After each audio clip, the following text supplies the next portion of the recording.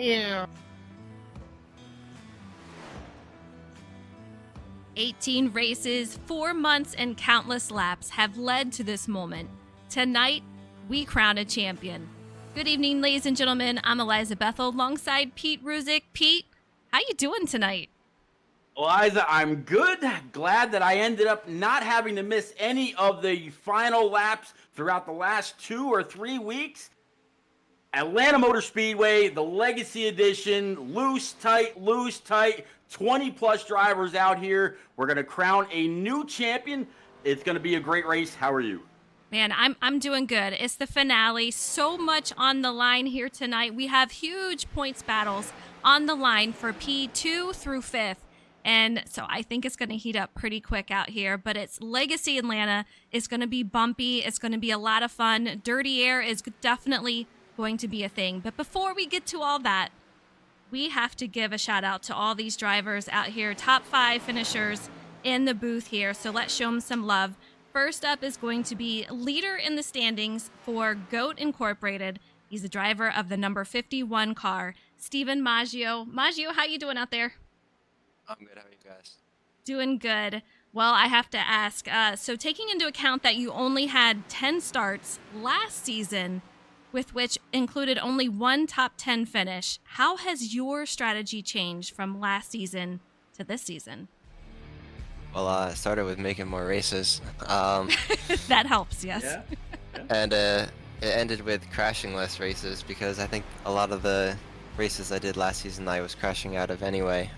Some were my own doing, just putting myself in a bad spot, and some was just bad luck. But yeah, making more races and finishing a lot more races. That was pretty much the strategy. I figured, if I could just get to the end, hopefully the speed would eventually show itself, and I'm happy it did. All right, well, in team chats with the 43-point lead heading into tonight, you were congratulated already on the championship. What do you say to that? I'm not accepting that yet. It's not official, and yeah, not accepting it until it's over. So I appreciate the people that are saying it, but gotta finish it still. I hear you on that. How do you feel about tonight? Are you confident going into Atlanta? Yeah, I like Atlanta a lot. I'm not really sure how it drives in the Gen 6, but I think it should be good. It should be fun. And yeah, like I said, I'll just try to be there at the end again. Absolutely. Well, I wish you a ton of luck. We're going to be heading into qualifying in about 13 or so minutes. But yeah, you're welcome to hang out here, chat with everyone, or go back to your race channel. But yeah, a lot of good luck going into the race tonight. All right, I'm gonna go make dinner real quick. Thank you guys. Good luck, Steven. All right, see ya. All right, next up is our defending champion, driver of the number 42 for FIWB, Brody Folliker. Brody, first I gotta say, you've had a hell of a season. The growth has been seriously a privilege to witness. It's been so much fun. This season, you have 3 wins so far in the Gen 6, but Michigan, it was a tough race for sure. I was heartbroken for you. You did receive the 10-point penalty from the final caution. Moved you from 2nd to 5th. So what is the goal heading into tonight for you? Honestly, a win. Be looking for that 4th win of the season. I realized once I kind of took myself out at Michigan, I was kind of done at that point. I needed to basically win that race. So, yes, I did forget to claim the caution, but it really didn't matter. So yeah, tonight we're going for the win right here.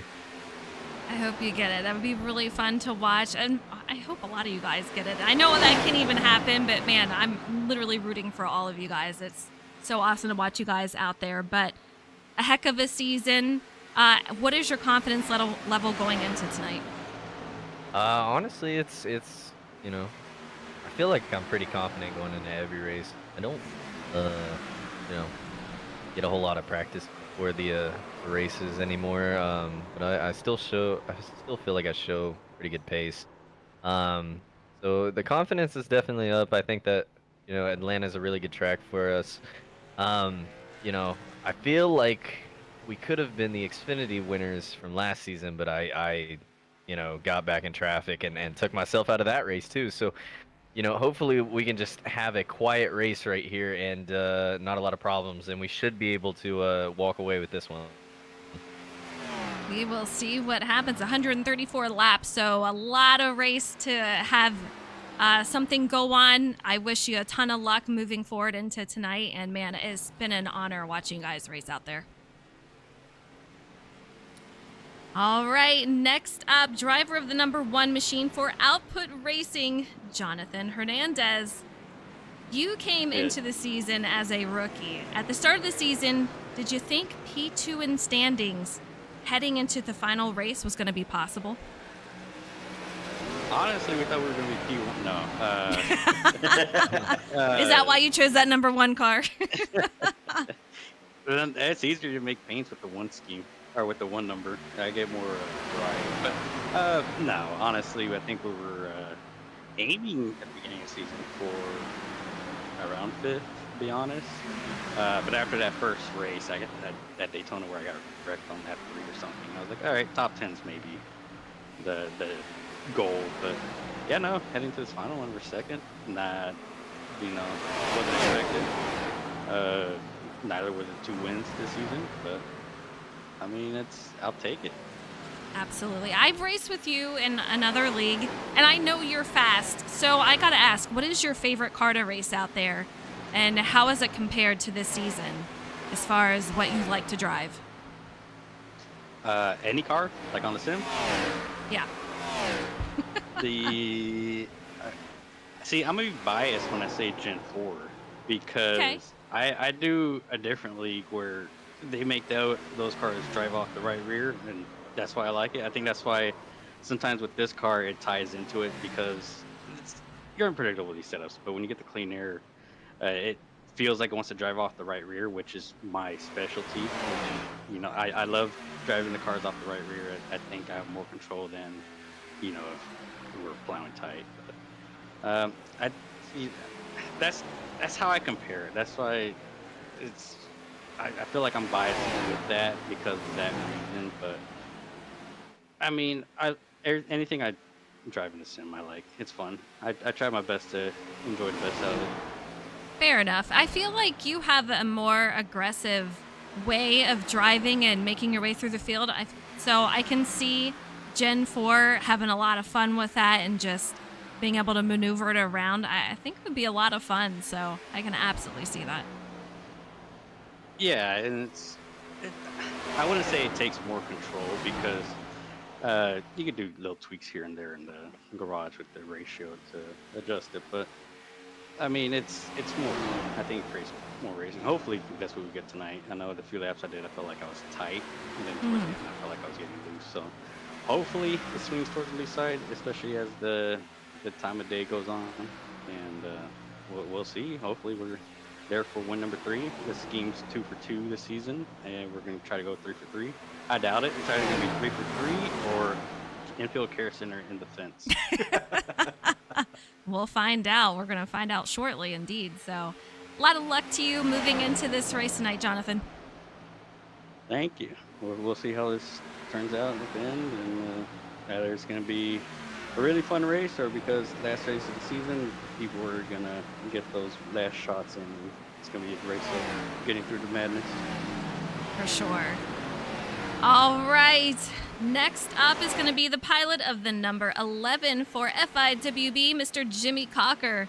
Jimmy, you started the season with huge momentum. You captured the win at Daytona, and it was in your throwback to your season 1 win from Daytona. Then you took the checkered flag at the Monster Mile. So, has the season met your expectations of how you'd perform, and how you feeling about tonight?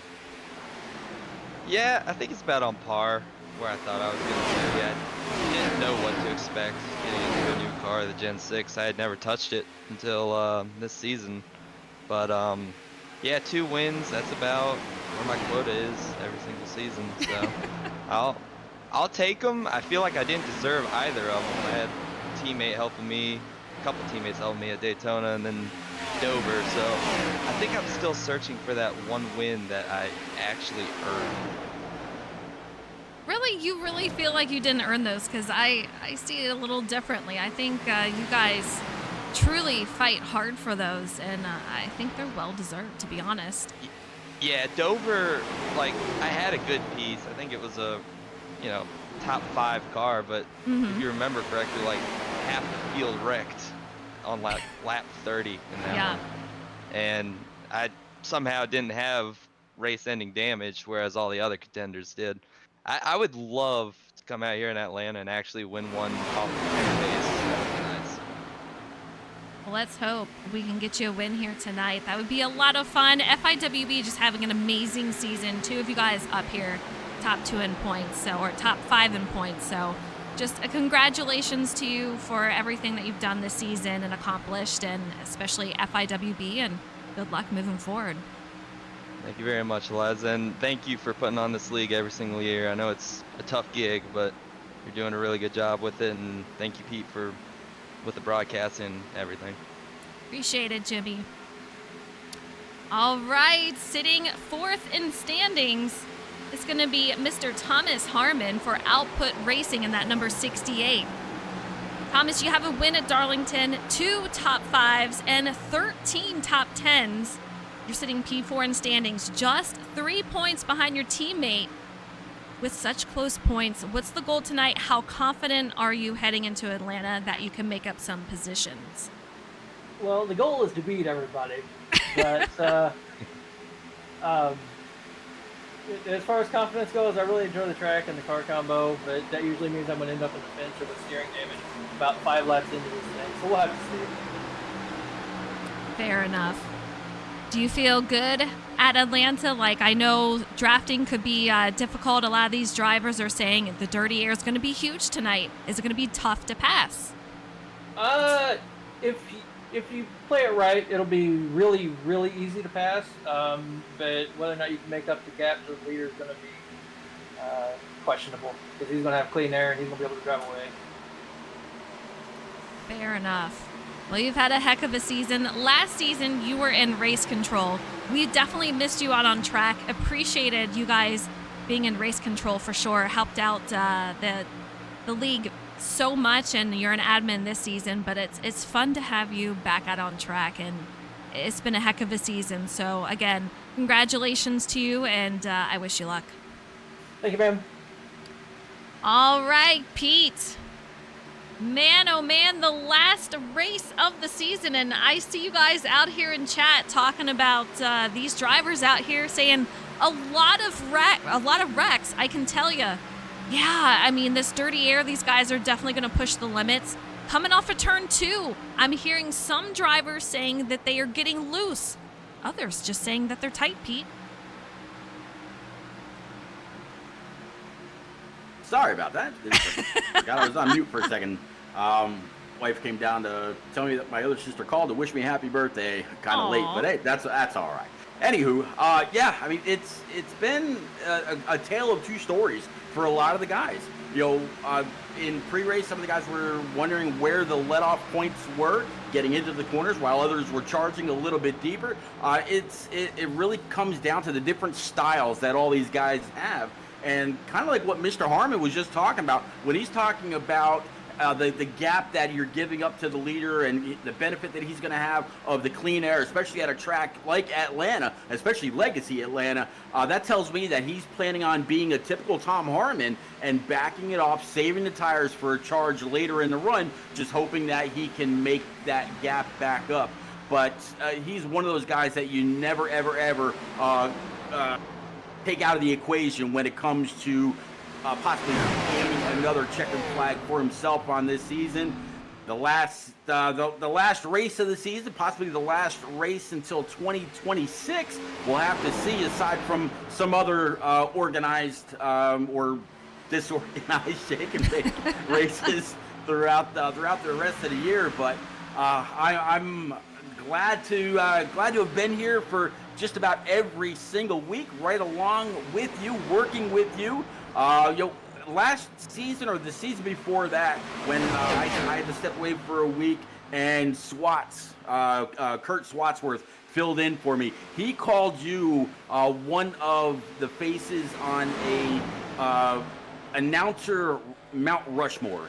And I have to echo that. It's been absolutely, and it will always be great to work with you at any turn. Well, you guys are too kind. I feel the same. You're always so fun to work with, and I mean, it's just been a blast. I don't even know how many seasons we've been together doing things as far as broadcasting, but it's just been so much fun, and I wouldn't have it any other way. So thank you so much for being here and taking up your Mondays being with us. It's very much appreciated, and we appreciate you viewers out there also. I see a Mike, Big Tex, Evan, I see you guys out there. Thank you so much. And if you have any idea or guesses that you want to say that is going to be the champion, I can tell you that Stephen Maggio is 43 points ahead. It is going to be extremely difficult to beat him tonight. So, but if you have any guesses that you think might win this race, other than Stephen Maggio as the champion, let us know in chat. But you can see top 5 in standings right there. Stephen Maggio, 1,235 points. You got Jonathan Hernandez. He is 43 points behind. So Stephen he's got a huge lead. He pretty much has to crash out immediately, no stage points, you name it. And we're going over to qualifying already. But Jimmy Cocker, he is minus 44 points. Thomas Harmon, 45 points. And Brody Folliker, he's minus 48 points. So P2 to P5, 5 points separate these drivers. Absolute insanity. Yeah, that's really going to be an interesting topic all race long. 5-point gap. It really, a lot of times, back in the day, whenever we used to have a couple of different other leaders quite consistently. We always used to say, racing for second. Well, tonight it will be, racing for second place in points, and really any of those guys can claim it for themselves. I know in a few of the Discords, they were saying, well, I'm not letting him beat me. I'm not letting him beat me. I mean, these guys have been talking trash all week. It's time to put their gas pedal where their mouth is. Yeah, for sure. And I'm going to give you an interesting stat as we're in qualifying currently. Real quick. Best Speedway average finish for this season. Do you have any guesses on who that will be, Pete? Best Speedway average for the season, regular Speedway, not Super Speedway? Regular Speedway. I would have to say Harmon. You're right. Okay. Wow. Okay. Yeah, he's got an 8.5 average with Maggio 9.1. So it is very, very close, but Harmon, he is a little out ahead in the average finish this season for Speedways. And here we are, Atlanta Speedway. I am really curious to see if he will get the win tonight here at Atlanta. I'm just not sure that it will be enough to take the championship. You know why I picked Harmon? Why is that? In the beginning of the season, when I was picking on him a little bit about, going back over to the Frozen scheme, I'm sorry, not the Frozen scheme, the Elsa Avril Lavigne scheme. Yeah. Avril, yeah. I said, it seemed like you were having better luck in the Avril Lavigne car. He says, Pete, I've been finishing top 7 every single race. And yeah, that constantly plays back in my mind how quick he shut me down. He sure did. Yeah, he really did. And it goes to show, I mean, I never discount him. Never, ever, ever. I've learned not to, because he's always there at the end. So that fact doesn't surprise me one bit. Well, and he's matching it right now. Currently is on a P1 on the board, a 30.76. Jarrett Cardwell, 30.83. Jamie Wright, he's going to be a 30.87. Matt Sisler, 30.93. And Jordan McGraw, a 30.95. He is the only one, and he changed that. Harmer, Taylor, and Jimmy Cocker are the 3 out of 5 drivers that are in the vie to win the championship tonight. And I see a Max D. Thank you so much for the follow. I appreciate it. Hope you're doing well tonight. But we still have a lot of drivers out on the track trying to get those laps. Jimmy Cocker out there. We'll see if he improves his time. Coming up to the checkered flag here, we'll see what he gets. But 30.84 for him. Andrew Sanford out on the track also. A lot of drivers. Yeah, Jimmy Cocker actually bettered his time moving up to P2. Just as I say that, Brendan Book in that number 5 machine, he went on up to P2, just barely under Harmon's time and barely over Jimmy Cocker's time. Josh Taylor right now pushed down to P4, and Jarrett Cardwell down to P5. I tell you, JC very, very fast. I'd love to see him get over to victory lane.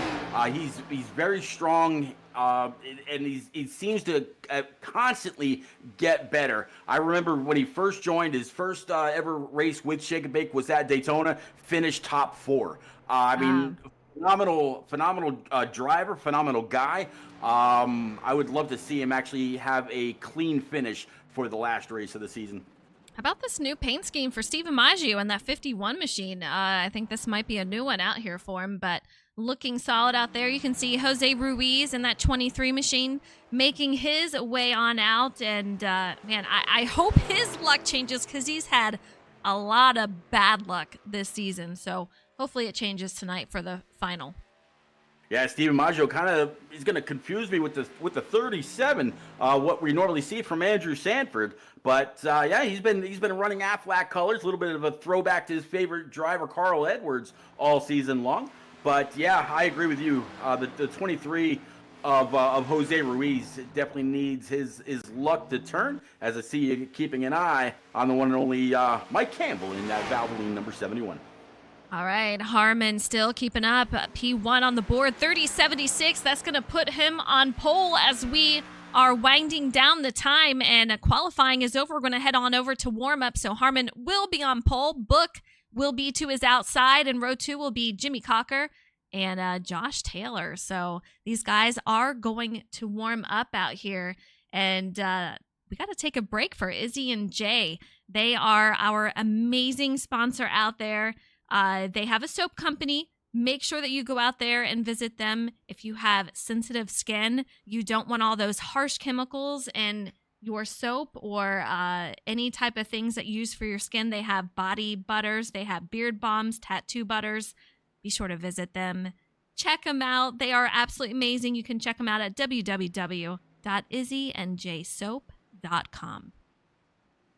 I saw the colors for actually the hood on the number 91 for Rivers Jones, kind of switching things up just a little bit. He's got the beard and mustache bomb on the hood of his Ford Mustang Dark Knight machine. So good to see him switching it up. But yeah, big thank you to IzzyandJSoap.co for coming on board right around mid-season and helping Shake and Bake pay some of the bills throughout season 5. Big lot of appreciation to that whole company. Absolutely. All right, we're in warm-up. You know what that means? We've got to take a look at the race analysis here for Atlanta. Race length is going to be 134 laps. No fast repairs whatsoever. It's been the same the entire season. So if you have damage, you will have to go in to repair that. Stages. The first stage will be 40 laps. So at the conclusion of lap 40, our top 10 drivers will receive those bonus points, with our first driver crossing the line receiving 10 points and P10 receiving 1 point. The second stage will be the remainder of the race, which is 94 laps. And tonight we will get 4 tire sets, and I have a feeling we're going to need them, Pete. It is hot out here. And I think from seeing the time fall off from these drivers out in practice, we're definitely going to have some use out of these tires.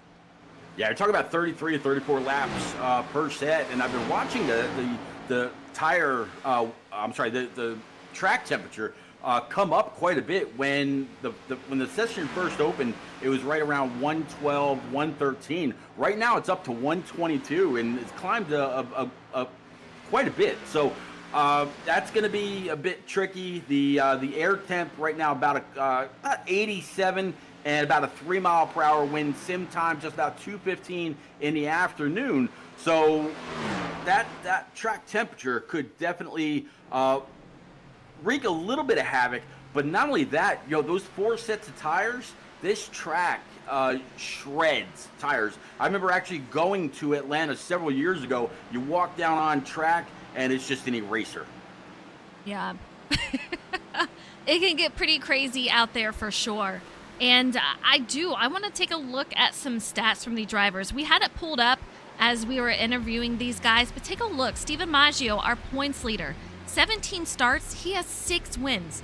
He has 10 top 5s, 12 top 10s, and he's got a great short track average of 8.5. We talked about his speedway average at 9.1, speedways 8.5, and road course not as good at a 16.5, but man, I'll tell you what, this is Mr. Consistent out here. Yeah. So he does a phenomenal job, and if everything goes to plan, he will be the champion out here for season number 5. For Hernandez, let's take a look at him. This is his rookie season, and he has come out here and made his name well known. 17 starts, 2 wins, 7 top 5s with 9 top 10s. He's got a 7.8 average finish for the short tracks, 13.2 for the speedways, which is where we're at tonight. Super speedways 14.5, and road course. Those are his calling, man. He's got a 4 average finish, so great job for that. Jonathan Hernandez, he really showed up on the scene this season, and I'm looking forward to seeing what he's going to be capable of next year. I know you said he's been doing a bit in open wheel, I believe you said, and when season 6 comes around next year, hopefully he comes back and we'll see some improvements, just as we've seen with all the other what have come to be series regulars. Absolutely. And you can see Jimmy Cocker out there in that number 11, 18 starts, 2 wins, 6 top 5s, and 12 top 10s. He's very consistent also, and you heard him say he doesn't think he deserves some of those wins, but man, I'll tell you what, he's another driver that has improved so much. Just a lot of fun to watch, but let's take a look. We are getting ready to grid up, so let's get on over to grid and get this started. It is crazy. Final race of the season. Here we are. Thomas Harmon in that 68 machine, one of our top 5 drivers in standings. He sits on top pole. Brendan Book to his outside in that number 5 car. In row 2, we're going to have Jimmy Cocker in the 11 machine with Josh Taylor to his outside.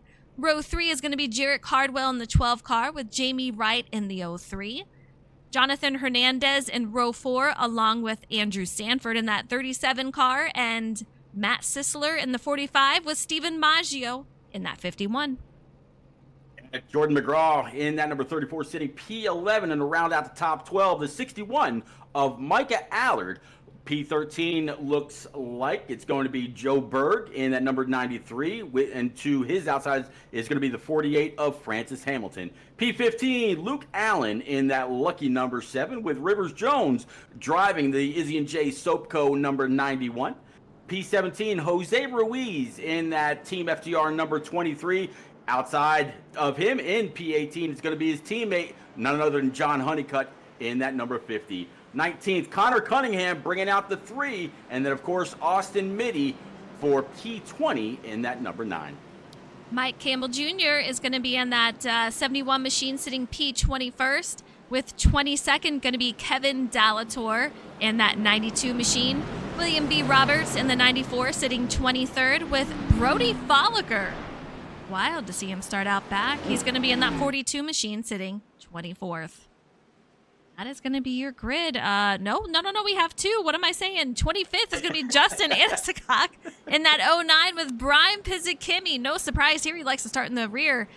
He is 70 in that 78 starting P26. Yep, so 26 pilots about ready to fire off for the last time here at Atlanta Motor Speedway. Big welcome to everybody that's out there, and definitely appreciate y'all for coming out, hanging out, chatting it up, and keeping us and the drivers company all season long. Eliza coming out of turn 3 towards turn 4, and then getting that restart zone. Let's go. Yeah, here we go. These guys going green, 134 laps, 2 by 2, all the way through. These guys are on the move, and we're going to have to watch coming out of turn 2. I know a lot of drivers were losing it coming out of there, so we're going to have to keep an eye on it. and I actually just was checking out Steven Maggio. I saw him dive low real quick, and it I was talking about the scheme that he's had all season long for his favorite driver, Carl Edwards. Well, he didn't stray too far. He went from Q in the duck back over to Scott's, which was another big scheme for Carl Edwards back then. But battle for the lead, Eliza. Yeah, we'll see if that brings him some luck. But Brendan Book goes to the lead on that low side. And talking to drivers before the race, they're saying the low side is going to be the strong side.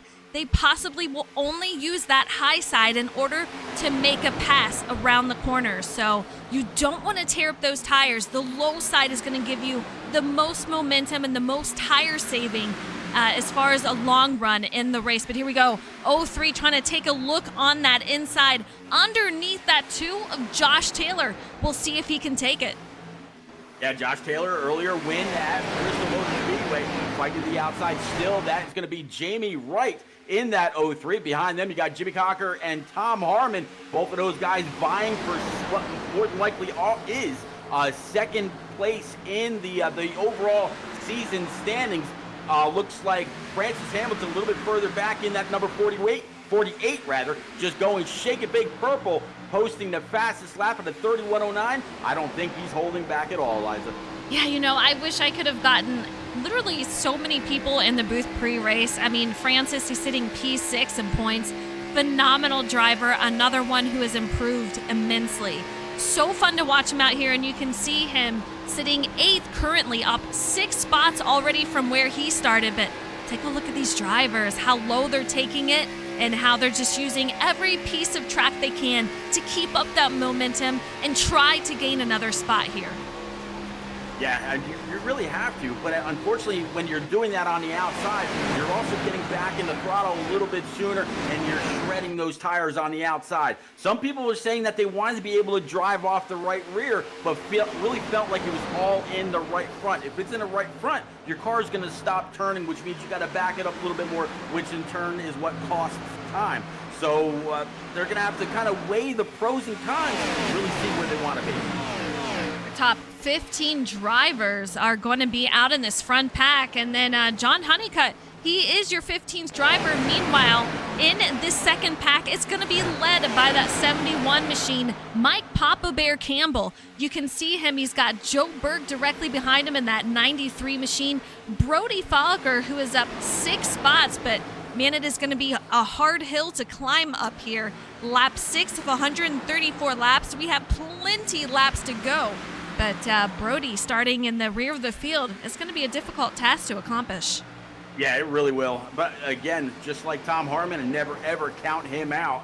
Behind Brody Falliker, you got the 23 of Jose Ruiz and Luke Allen. It's kind of side by side. There's also the 3 of Connor Cunningham.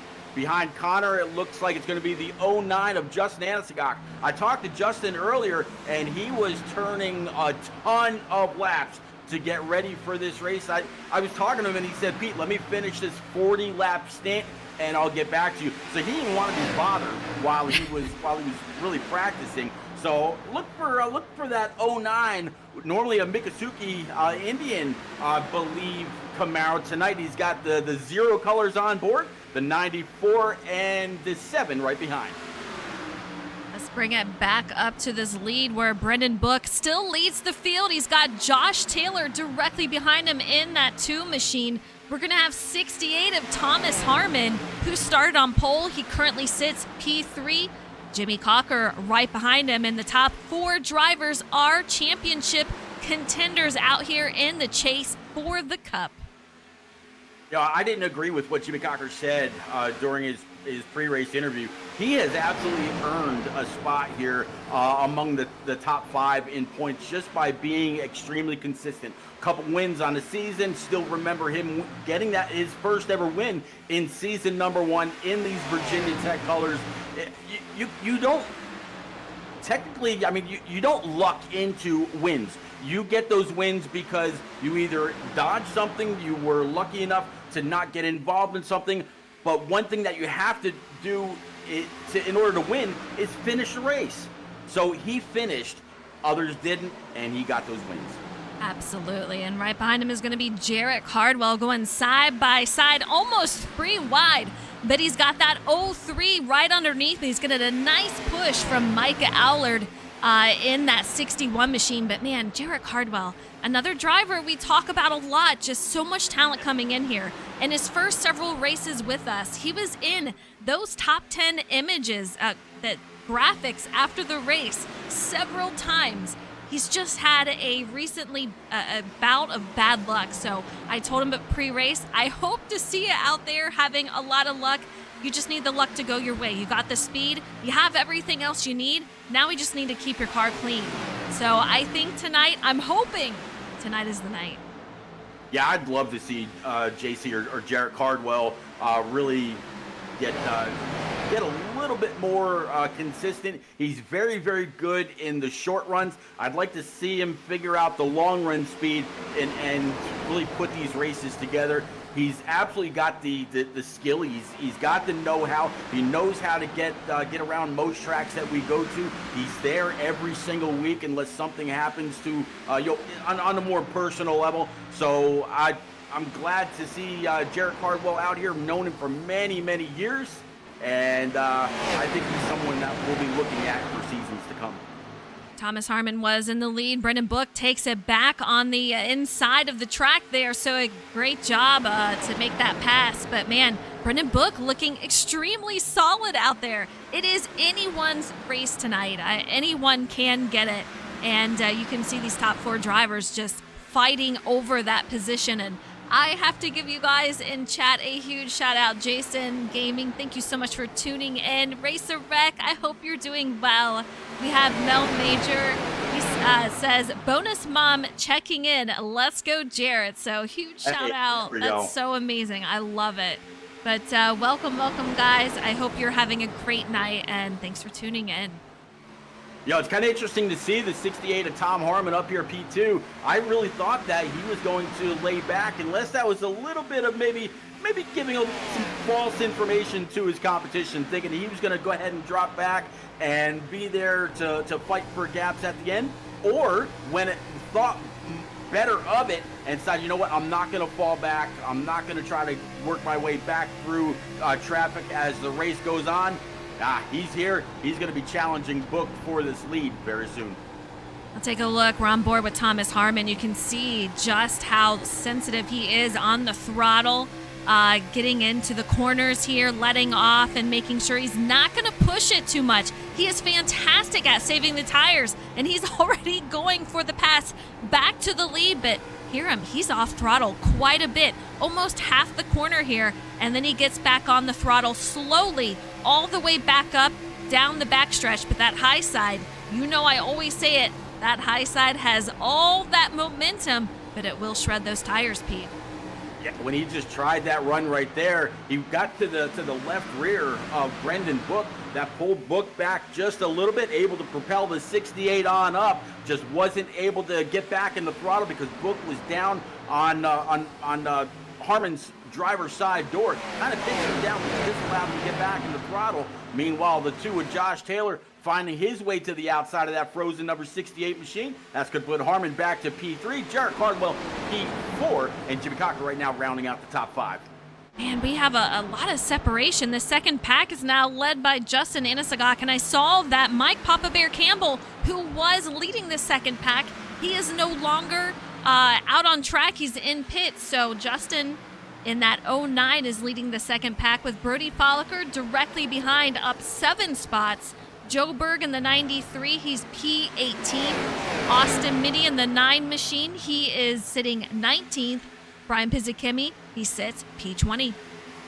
Right now, 21st, Connor Cunningham in that GM Goodwrench number 3, bringing back the colors that Kevin Harvick won in right after Dale Earnhardt's passing. Luke Allen just behind him in his Bass Pro Cabela's number 7. The 92 of Kevin Dallas right now sitting 23rd. Jose Ruiz in that 23. And then it looks like William Roberts in that number 94 machine. He's on pit road. Yeah, I saw him head to pit road, but back to our leader. Brendan Book, he's got Thomas Harmon directly behind him. Seems to be a little more separation than what we saw earlier. So I'm kind of wondering, are these tires starting to wear out a little bit? I know that we're going to see a bit of a drop off in what these laps can run, but you can tell people who did not save are going to start to fall back, and the guys who did a great job saving, they're going to move up through the field. I'm really loving what I'm seeing out of Harmon. He's completely choosing a completely different line than the 5 of Book. If Book goes low, the 68 goes high. If the 5 goes high, the 68 goes low. The same thing with Josh Taylor. He's kind of going low and then the high on opposites of whatever the leaders do. But we got a new player here in P4. Rivers Jones now up 12 spots, biggest mover of the entire race, working lap 21. He's bringing those Izzy and Jay soap colors to the front. Yeah, it does a phenomenal job. I just, so much props to these drivers. Love watching them run week after week, and they're just doing a great job here tonight also. 21 of 134. Remember, lap 40 is going to be our stage 1 finish. Our top 10 drivers will receive those bonus points. And take a look, another battle for the lead out here. Thomas Harmon goes for the lead out on that low side. Now that 5 machine will have a nice run coming off the exit. Will Thomas be able to make that not happen? No, he's going to have to tuck in behind that 5. 5 is just going to have to watch those tires because that is going to start to fall off. But man, I'll tell you what, when the 5 car is on it, he is definitely on it. So do not count Brendan Book out. Not at all. Really watched the 68 struggle trying to get up close to the 5. Thought he might have been able to pull a little bit of a slide job in, but just wasn't in the cards right there. Now the 68 absolutely ripping the wall. You saw the speed that the 5 carried off the corner. He's trying to do the same thing. And just not there right now, but that 68, he's gonna get up there. But I watched him, and you saw it as well. He had to kind of get out of the throttle for just a moment when he saw the slide job wasn't gonna work, and was able to maintain right there in P2. Pete, we have a couple of packs forming now. We're in our second pack. We have separated into 3. Jarrett Cardwell is gonna lead the second pack. He is for Team FTR. My team love all these J names. Jarrett Cardwell, then we're going to have Jamie Wright directly behind him in 9th and 10th. We're going to have Francis Hamilton, Matt Sisler in 11th, John Honeycutt, who's for FTR, in 12th. These guys going side by side, and Andrew Stanford in that 37 sitting P13. In the 61 car is going to be Micah Allard with Jordan McGraw sitting P15, and then we're going to have that third pack, Brody Folliker, and it looks like these guys are starting to make their way up to the second pack, Pete. Yeah, Brody Folliker very fast right now, up 8 spots to P16 after starting way in the back. As you mentioned, he's got the 93 of Joe Berg down 4 spots, 17th, but right behind Brody. If you're going to get behind anybody on this track to try to catch back up a little bit, it's going to be, or one of the cars is going to be the 42 of Brody Folliker. He's right behind the 34 of Jordan McGraw and his teammate Jarrett Cardwell. So these guys working their way on up, right along with Austin Mitty, the 7, and so many more. We're going to have 2 small Hornets nests get to be 1 big nest right now. Yeah, how about that? Man, I just got some amazing news in chat. He says, miss being out there tonight. Joe Turkey, none other than Joe Turley, says, got to welcome my baby boy into the world today. Got a long NICU road ahead of us, but we're blessed it wasn't worse. Man, just huge blessings to you guys. Congratulations. Absolutely amazing news. I'm so glad everyone's doing all right, and we're missing you out here, but man, nothing better than welcoming a baby into the world. Joe, I'm going to tell you right now, you and your family were actually conversation at my dinner table this evening. I saw your post about you and your wife and being 4 months premature. Just know that you were in our thoughts, in our minds, in our prayers, and we absolutely wish you and your entire family nothing but the best. Hope to hear or see positive news from you in the immediate future. And yeah, stay strong, sir. Let anybody in Shake and Bake know if you need anything. Of course, you know we've all got your back. Absolutely. Man, oh man. So much news going on, but I'm so glad everyone is doing all right, and prayers for Joe Turley and the fam there. But take a look at this lead. Brennan Book still leading, and take a look at second, Pete, up 8 spots. Steven Maggio, he is your points leader in the standings. 43-point lead, and he's saying he felt good for this track, and it's showing. He is up here. Yeah, the 51, he's another one of those kind of like Tom Harmon, where he saves tires, and when he starts to see others start to fall off, he might push just a little bit more. But that 51 showing why he's got the point gap that he has, and barring some kind of catastrophe, he's pretty much got this championship on lock. Absolutely. For sure. Let's take a look. Josh Taylor sitting P3, and these front guys really starting to get away. Let's take a look. We have 7 drivers, it looks like. Rivers Jones and then Jonathan Hernandez going to be your last driver in this front pack. So huge separation for these guys, and we're coming up. It's going to be lap 40 pretty soon. Francis Hamilton is going to lead this second pack in that 48 machine with Matt Sisler directly behind. And there is a gaggle of cars behind Francis Hamilton, so these guys really wanting those positions and to catch back up to this front pack. Yeah, 48, 45, the 37, and the 61 right now. Micah Allard throwing it low, and it looks like the 50 of John Honeycutt and the 34 of Jordan McGraw kind of getting down on that line as well. And just as I say that, they're joined by Jamie Wright, Brody Falliker. He brought that third pack that we were looking at earlier back up into the fray, and he's now up there ripping the high side, trying to gain as many spots as he can, and he's brought Joe Berg right with him. Yeah, that's exactly what Brody needed to do. I mean, he's a phenomenal driver and was able to make his way back up there. Now they need to work together to make their way back up to this front pack. But take a look. Our top 8 drivers, Pete, all in the championship. So these guys, any of them, can win the race tonight. But Maggio, I just don't know that anyone can beat him. I mean, if he stays up here in the top 10, it is done. Seal it, deliver it. He's got the championship, and well deserved. He's got 6 wins out there and has done a great job. Yeah, 6 wins, not a whole lot of penalties, which usually result in point losses. I mean, he's been absolutely phenomenal, and if everything works out the way that we think it will, I think he'll be a great champion for the series. And we'll have to see how he moves on to season 6 in 2026. But yeah, everybody that's out there watching right now, from first down to 8th, which is what Eliza was just talking about on that scoring pylon, everybody in the orange highlight, those are all your championship contenders.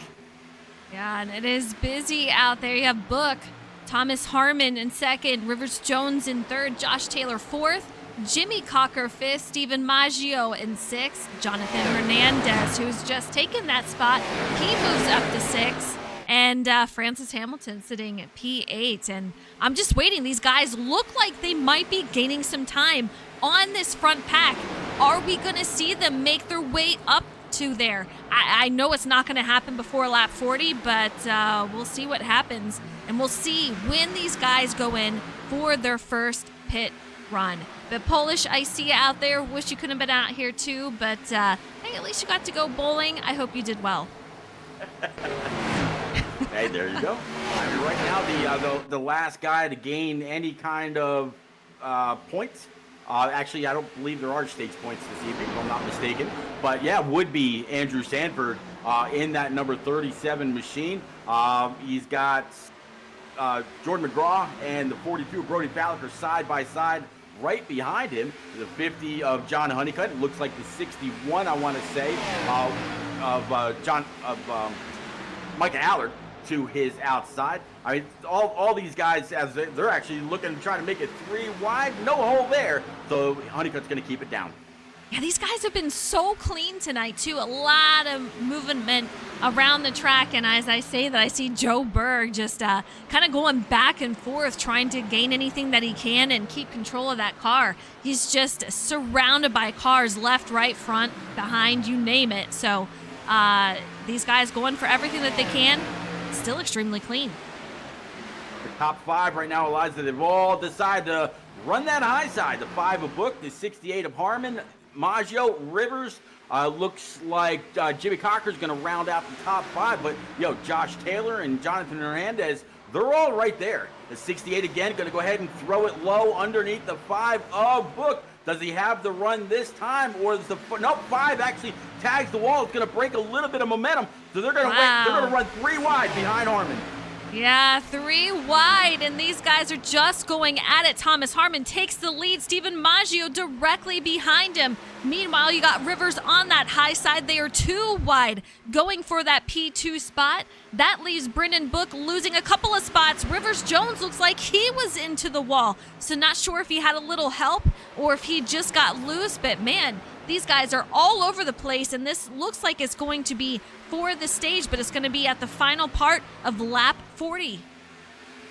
I'm not sure if Rivers is getting a big old push from the 5 or the 5 was getting a big old push from the 11, and none of them could check up. But it definitely looked like Rivers Jones tagged that outside wall just a little bit. He's got a big battle for the lead, though, right now between the 68 and the 51. 68 was really keeping him pinched down. The 91, big old swing to the inside. Harmon comes on down, trying to block it, shoving all that dirty air on the nose of the 91.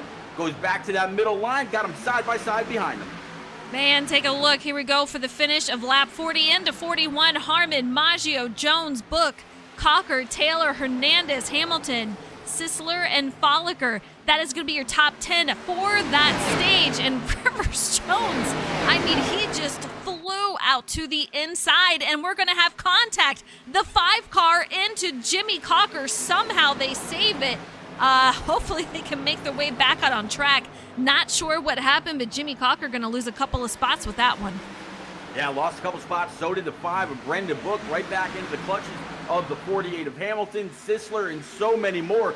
Really made the 42 of Brody Falker check up just a tad. 93 machine to his outside now. Jordan McGraw and his teammate, looks like John Honeycutt, going to be right behind him. So good job by both of those guys to bring it back up on track, not lose control. We're staying green. All right, now the question is, when are we going to see these guys come down pit road for those fresh tires? We have a 134 lap race tonight. I do believe, I want to say around 60 or so laps on a fuel tank. We'll see when these guys go, but the 3, the 5, and the 42 were 3 wide, and that was going to be for P11, so this fight is not over. Oh, not at all. I just watched the 3 of Connor Cunningham really wrap the bottom. If I'm not mistaken, he's 1 or more laps down. Yeah, he's actually the first car 1 lap down. So that tells me that he's been down pit road already. And in fact, checking, yep, he went down pit road on lap 34 with a pit time of 14:90. That tells me for brand new Eagle Feel Goods and full of fuel that he's looking pretty quick around here right now. Yeah, it's going to definitely put him on a whole different strategy, though. Not sure how that's going to work out in the end, but we'll have to find out. Meanwhile, our leader, Thomas Harmon, he's got a single file line behind him for the first several drivers. Steven Maggio, our points leader, going to be in second. Rivers Jones in third. Jonathan Hernandez. We spoke to a lot of these drivers in the booth pre-race. Josh Taylor, he's going to round out your top 5, and it looks like he's falling off just a little bit, Pete. Yeah, I tell you, that front pack, after losing the 11 and the 5, that second pack has gotten a whole lot bigger, and they are coming. I mean, right now it's a gap of about 1.7, and I'm watching those times shrink more and more. We had a new winner last week in the 48. He's leading this second pack. They're kind of bound up behind him just a little bit, but he's not slowing them down by any means. Yeah, I was so excited for him. We love first-time winners, and man, I'll tell you what, Francis Hamilton, we've talked about him. He's had a ton of speed, so his time was coming, and last week it was his time. So great to see his win at Michigan. And he is definitely leading this second pack, and he's getting a nice push from Matt Sisler in that 45 machine directly behind him. I'm hoping they can catch up to this front pack. It's going to help, and you really have to make sure that you don't lose that pack. And I know 42 of Brody Folliker, he wants to get up there. Yeah, yeah. Thank you. The 42 of Brody Folliker on that bottom side, underneath the 93 of Joe Berg. He's got the 37. And then it looks like Brendan Book, and then the 09 of Justin Anisagak behind. But that 42 really wrapping that bottom, pulling to the inside of Sisler right now. Brody Folliker may have started in the back, but he's proving that he's got a car to contend with the rest of the leaders. Meanwhile, Jimmy Cocker and Brendan Book, who we saw make some contact, Brendan Book into Jimmy Cocker. These two are sitting 10th and 11th. They were up there in the top 4 drivers. So unfortunate to see how many spots they lost. They're in this second pack. It's going to take a lot to get back up there. I know they're going to want to see a caution, or they have to really, really nail their pit stall when they go in. Yeah, they really will. And again, caution's out as you talk about it. Working lap 48. Looks like Brian Pizzacchemi and possibly John Honeycutt are going to have something to say about this one yellow so far that we're now under. So we can find out. It looks like the 50 into the 78. I'm not sure what exactly happened, but 2 FTR drivers and the 78 involved in that incident. Let's see if we can get a quick replay. Find out exactly what happened here. Yeah, the 50 just falling back and the 78 on that high side. I don't even know. That's just tough, man. Just very tight racing. Yeah, Brian Pizzacchemi starts in the back like every week, and you see the 50 getting into the wall off his nose, and then there's unfortunately the 34 of Jordan McGraw as well. 78 had to grab a gear, spinning around, and it looks like the entire field is now coming to pit road. Take a look at them all coming in here. Brody Folliker, though, gaining 18 spots as he is on his way into pit lane. Just a phenomenal job by these drivers. Yeah, I was just about to talk about the big old dance that it's you do to get down pit road.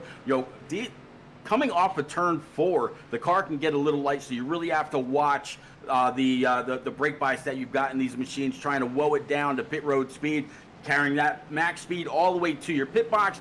Don't slide past the box to where you got to back up, and you don't want to short it to where you have to pull up either. And then, of course, grabbing a gear to carry max speed off pit road all the way through to the commitment cone, where you can then merge back up on track. So that whole dance can make or break a race at times. Unfortunately, or fortunately for some, we see it under yellow. But man, what a great first 50 laps. Absolutely. I want to have a chat with Brody Folliker. He is, he gained 19 spots out there. Brody, how you doing out there? Car feels great. Everyone is complaining about getting a little tight. I think you just got to search around for clean air, and use the top and bottom to your advantage. That's kind of what I did through that run. But yeah, car feels great. We'll see what we have, for these top guys up here. Now that you're in the top pack here, I know that you've had to make your way through that. How difficult is it to try to make those passes with that dirty air? Honestly, it's a little difficult whenever you get a train going on the outside line, and everyone's really committed to that outside lane, and you're trying to use the bottom. It's difficult in that aspect, but everyone's trying to figure out how to save tires right here, so it's kind of a waiting game at the same time. So it's not as difficult as other tracks. It should produce some pretty good racing right here. Fair enough. Well, it's been amazing racing so far, and you've done a terrific job. So good luck moving on to the remainder of the race. Thank you. All right, you heard it there from Brody Folliker, just having a phenomenal run, up 19 spots. And you see Rivers Jones, he's up 14 spots. Justin Anisagak out here in P12, he's up 13 spots. Yeah, Justin Anisagak, I mentioned earlier, he'd run a whole bunch of practice laps But how about that? I mean, the 68 of Tom Harmon, he started on pole right now, looks really, really good in that frozen machine. Pace car is going to go ahead and pull up. Coming to Barney's attention, we're back green, working lap now 52 of 134. Only a third or just less than a third of the way to go. How about this restart? I mean, teammates, I'll tell you. Output Racing up tops, the 68 and the 1 machine. Obvious communication as to when the 68 was going to go, because that 1 car went straight to his back bumper and allowed them to get that nice gap out there, which put them in a nice lead. But man, Brody says, not so fast. I'm making my way up here. He sits P3, up 21 spots. Yeah, up 21 spots. A lot of those cars, I mean, he's been fast all season long. He might have felt a little bit better about passing some of those guys, but now he's up among championship and race-winning contenders that we're talking about every single week. Everybody up here has won a race, if I'm not mistaken. And, I mean, he's really pushing right now, getting to the outside of the 68. No hole there. 42 is going to have to settle right now for P2. He's got the 91 of Rivers Jones right up his trumpet. 42 is going to switch lanes temporarily, back up behind the 68 in that dirty air. Now he's got his teammate right underneath. Josh Taylor behind him. Henderson right behind him. And then there's that 48, last week's winner right now, sitting in P6. Yeah, these guys all on top of each other, trying to get any position that they can, 2 by 2 all the way through. Meanwhile, a couple of drivers from that last incident is going to be John Honeycutt and Brian Pizzakimi, a couple of laps down. Honeycutt is going to be down 1 lap. With Brian Pizzakimi, he's going to be down 2 laps, and you can see him way off of these packs out here. So hopefully we can get him back up into the front pack at some point. Yeah, I mean, very, very fast. I mean, Pizzakemi, he likes to save some. He'll start in the back and slowly, methodically work his way on up. We've raced with him, a couple nights a week at various points. And I'd like to see him move on up and grab a checkers for himself.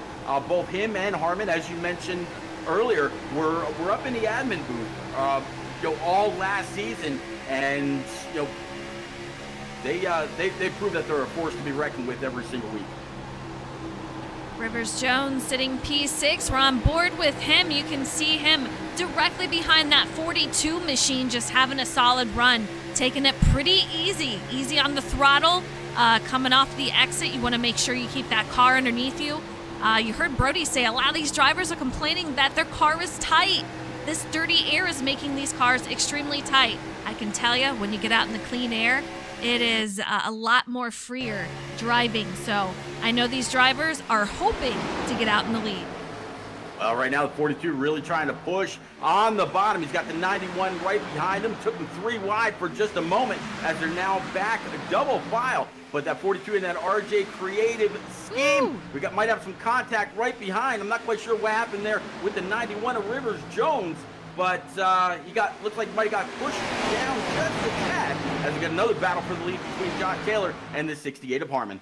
Yeah, Thomas Harmon and Josh Taylor are going side by side for that lead, but Thomas has got a nice lead out from a good push from that 42. But yeah, Brendan Book, I don't know if he's struggling out here at certain spots, but he has made a couple of pieces of contact with some other drivers, including Jimmy Cocker and Rivers Jones. So we'll have to keep our eye on that. I'm not sure if he realized they were 3 wide at the time, but so far these guys are still off and running. And take a look, Jared Cardwell sitting at P8, Jimmy Cocker back in that top 10 after that earlier incident. Yeah, he's got, like you mentioned, like I had just mentioned, Rivers Jones had a little bit of contact, might have been with the 5, as you just said, but that pushed him back to P10. Justin Aniscock right now up 14 spots to P11. As I say that, takes over P10 now up 15, pushing Rivers Jones back 1. Austin Mitty in that number 9 Chevrolet up to P12. He's up 8 spots. Down a few is going to be Steven Maggio, our current series points leader and possible season 5 champion. 13th right now. Matt Sisler in that number 45 Chevrolet just behind him in P14 and P15. Connor Cunningham, who had originally went down on lap 32, I think I said earlier, went back in on lap 49. He's right on par with everybody else, maybe one set of tires less, but he made it work for him. He's up to 15th. Andrew Sanford sitting P16, down 8 spots from where he started, but the night is still young out here. Jamie Wright in that 03 sitting 17th with Micah Allard in 18th. Jose Ruiz for FTR. We see him sitting out here in the top 20, sitting 19th with Luke Allen in that 7 machine. He sits in your top 20. So Jordan McGraw right now sitting 21st, down a few in that Team FTR number 34 Texas Tech machine. Looks like Kevin Dallatore, he's also still out there on track in his number 92. Qualified 22nd. That's exactly where it continues to run. John Honeycutt is back out on track right now, running 23rd, with Brian Pizzicami just in front of him. Those that are now parked or out of the race, William Roberts and Mike Papa Bear Campbell. Another battle for the lead. Thomas Harmon and Justin Anasagak, who is up 23 spots. These guys just going at it. He's going to get a nice push from Josh Taylor behind him in that 2 machine. We'll see if he can make that move, but I'll tell you what, that 68 is strong on that high side. But Justin, he has put in the time for this. We'll see what he can do, and he's got some nice help behind him to try to get him up there. Yeah, Justin Anasagak and Josh Taylor are teammates right now, side by side behind the 68 of Harmon. Again, I mentioned it before, and I'm trying to beat a dead horse, but Justin Anasagak, I was talking to him or mentioned or messaged him, I guess I should say, and he said, "Pete, let me finish this run and then we'll talk."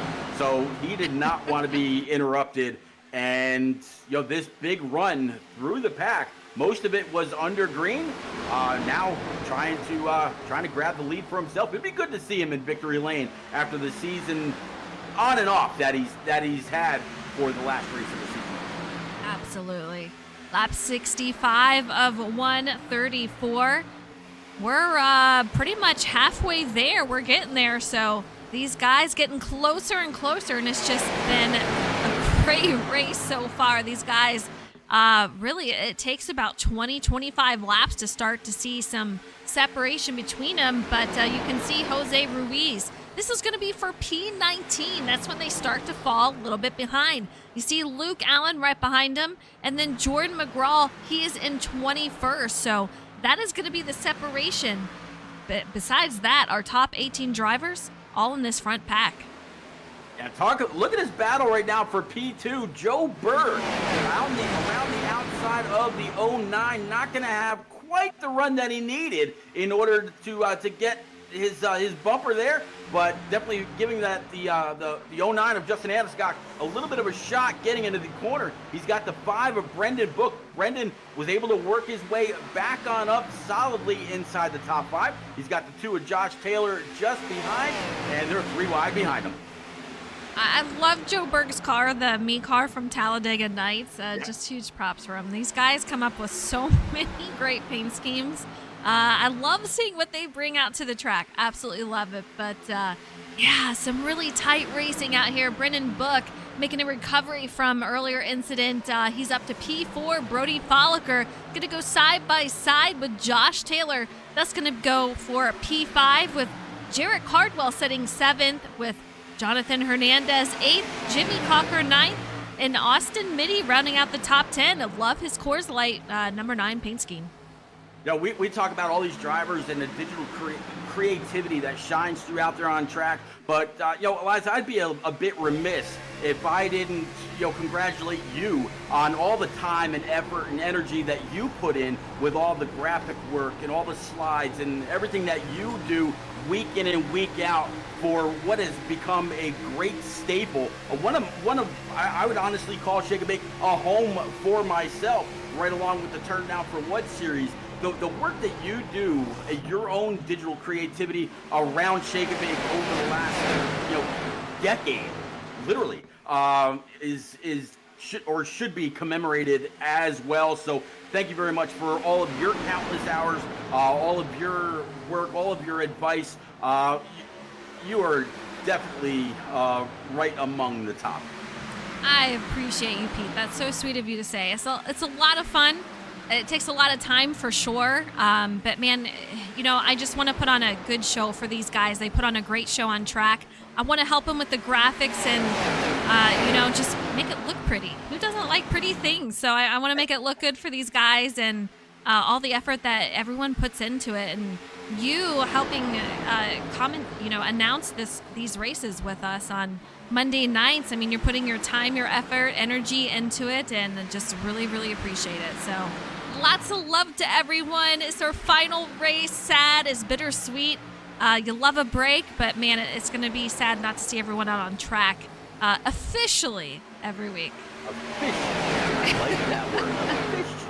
Right? But no, there will be some off-season shenanigans, no doubt. Some of talking about dabbling in some sports cars, maybe or Gen 4, or maybe some ARCA or whatever. But I have no doubt that this whole crew will stay in touch for a long time, and I'm definitely not calling it quits anytime soon. This is an absolute labor of love for me, and I'm glad to be here. Absolutely. We'll be back in 2026. Not sure what we'll be running, but in the meantime, I'm sure we'll be running something. You'll just see me causing trouble on track with the guys. I want to get out there too and see what I can do. It'll probably be as a back marker, but hey, it'll be fun, and maybe I'll we'll be back there, paint some pretty baby. cars. So. Yeah, you should. Absolutely. All right. Pete, Thomas Harmon, right exactly where he started the race. In first, Joe Berg up 11 spots, sitting second, and here he's going to go down hard to the inside, trying to make a pass for the lead. He's got a nose out, not going to be able to clear him, so they're going to go too wide once again. But man, great effort by that 93 machine as the 09 is now going to take his shot at it. Yeah, 09 looks like he's going to be able to clear the 93 of Berg, but Harmon knows exactly what that fight was like on that bottom side. He knew that if he ripped the high side, the 93 of Berg was not going to be able to get on up there. Way to go for Joe Berg to not slide up into the driver's side door of that frozen number 68 machine and keep it pitched down just a little bit. With all that, though, the 09 of Justin Anderscock now clearly takes over P2. Brendan Book now sitting P4. And look at Jimmy Cocker back inside the top 5 with Brody Falliker, Josh Taylor, John Hernandez, Micah Allard, and Jarrett Cardwell rounding out the top 10. I'm keeping my eye on Thomas Harmon, see what he's doing. You know he's got to be using that rear view mirror to see where these guys are going to go to. You know, you kind of want to throw dirty air on them, make sure they're staying in their lane and staying behind you. But if they're going to try to go to the outside, and take a look at that 09 car, got super loose coming off that exit, and that's going to cost them a little bit of time as that 93 moves up. But I'm interested to see how much rear view mirror driving is that 68 doing, because if they're trying to take me low, I'm going to go low with them. I think the 09 with a little bit of fishtailing in the back was a whole lot of extra wheel that he had to put into that zero machine because he had to be some kind of tight coming off behind the 68 in that dirty air. You see right there, he was fine drifting on up to the wall, letting that car eat up and off the corner while he was able to open up the wheel just a bit. But now he's not in the dirty air of the 68, and he's got the 5 of Brendan Book now looking to his left rear. Jimmy Cocker and the 42 of Brody Falliker. We just saw Brody drop back just a little bit. Now he's back inside the top 5. Yeah, here we go. Another battle. It's just been all night, and it's not going to let up anytime soon. But you see that 09, he was allowing that top seam to help him turn that corner in that 5 car. Ooh. Man, I'll tell you what, I don't know how much Justin appreciated that move, but I don't know that he was going to be clear. But that 09 had to take it low real quick so he didn't get that nose chopped. Yeah, big evasive driving by the 09 and Justin Anderscock. Again, I told you I'd love to see him grab a win, but that loss of momentum clearly took him out of contention for the top 5 right now, back to P7, now P8, and him, Joe Berg, and Micah Allard all fighting. Yeah, and that's one of those moves where you 9 car hard into the 48. That's probably going to bring out yet another caution. We'll see. It is still green, but Austin Mitty, trouble for him, but he is moving, and since it's not on track, it is still green, Pete. Yeah, we are still green. Looks like the 9 trying to get back up on track. The banking on that side of the course kind of playing havoc with getting that Coors machine back up and going. But it looks like we are going to stay green, and he's definitely going to have to work or hope for a caution to come out soon. Justin Anasagok, not a happy camper. I would assume he had to go on in. I'm not sure if he received damage from that contact with that 5 car, but man, 5 car seems to be a little loose out here tonight. Not sure, but man, Justin Anasagok had to go on in. We'll see when he comes back out. Yeah, Justin's going to be bad fast when he comes on out, so he's got to hope maybe for a full round of green flag pit stops. Last time everybody was down pit road was just about lap 49, unless they came in a lap or 2 later to go ahead and top off. Justin went in on lap 78, so he's got, 54 laps to go. I don't know if he can go 54 laps on a tank of fuel. It'd be very touchy on the tires as well. I think his only hope is a full round of green flag pit stops in order to see any kind of benefit for those tires, those fresh tires now. Absolutely. All right, we got a little bit of change in this front group here. Thomas Harmon, about a 3/10 lead over Jimmy Cocker, who sits P2. Brody Folliker is going to be 3rd with Brendan Book 4th, and Joe Berg sitting P5. So we have a couple of FIWB teammates up here in the top 5. Yeah, Micah Allard right now sitting P6 with Jonathan Hernandez right behind him. Jonathan started P7. That's right where he continues to run very, very strong all season. Couple wins. I believe the most recent was at Charlotte, if I'm not mistaken, or Watkins Glen. Josh Taylor, again, won at Bristol. He sits P8, down a few spots. P9, Stephen Maggio, again, very, very strong. More than likely will be crowned the Season 5 champion, sitting in P8. P9 is going to be Rivers Jones in that number 91 Izzy and J. Soko Ford Mustang. And then in Sanford to round out your top 11 drivers. Matt Sisler sitting P12, and he's going to be leading that next pack. A little bit of separation from these drivers as he sits in 12th. Connor Cunningham in 13th. Jose Ruiz sitting 14th, up 3 spots. Jordan McGraw is going to be rounding out your top 15 as he goes side by side with Jarrett Cardwell, his FTR teammate, and he's getting a nice push from that 03, so that's going to put him 15th, Jamie Wright 16th, and Jordan McGraw 17th.